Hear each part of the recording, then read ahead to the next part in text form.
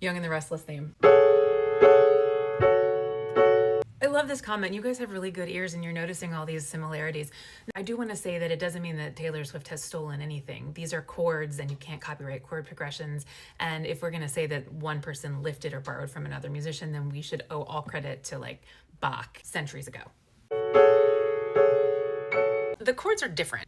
Eldest Daughter's in G and is playing A minor, C to G, and the Young and the Restless is F sharp minor and E major. Totally different chords, but similar vibe. When I was doing the bridge of Eldest Daughter, I was playing it with that same kind of pulsing piano bit. Now on the recording, it's not so much the piano that's pulling it all together there, it's actually Taylor herself, and that's another thing I cut out of that other video, but the vocals there and what builds all those backing harmonies are actually her voice and her breath in particular. They're very breathy background vocals. I'm gonna do a whole video about that. One thing that makes it sound like the Young and the Restless though, that add the second, so the first chord is an F sharp minor, but it's got that note in there too, which is what I was talking about in the harmonies that the vocals are doing in the bridge to Eldest Daughter. They're going that life back.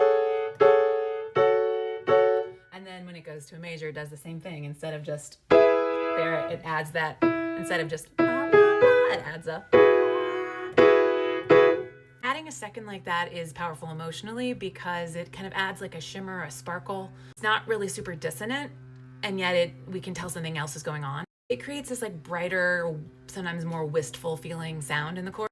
It makes the harmony a little bit more complex without going all the way to adding a seventh. It's got a slight dissonance, but not enough to make you go like that's, we don't want to hear that, but this is kind of lovely. It reminds me almost of like somebody just kind of pulled the chimes and went, woo. So it'll elicit that feeling of something is happening. Maybe it's magic. Maybe it's a little pensive.